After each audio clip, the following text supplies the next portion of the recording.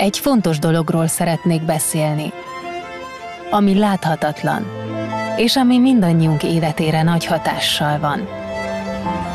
Az életünk része. Gyakran mégsem veszünk tudomást róla. Csak akkor érezzük a hiányát, amikor már túl késő. Ez egy nagyon különleges hely, ahol mindenkit szívesen látnak. Téged is. Nem számít, milyen csapatnak szurkolsz. Vagy milyen ruhát viselsz.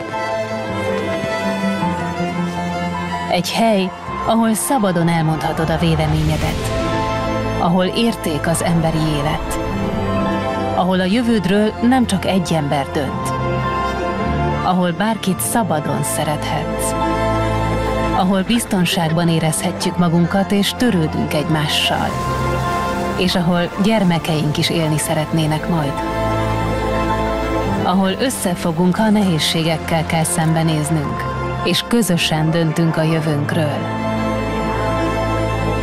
Összeköt minket. Ez a demokrácia. Együtt kell vigyáznunk rá. Csatlakozz te is! Európáért.eu a demokráciáért.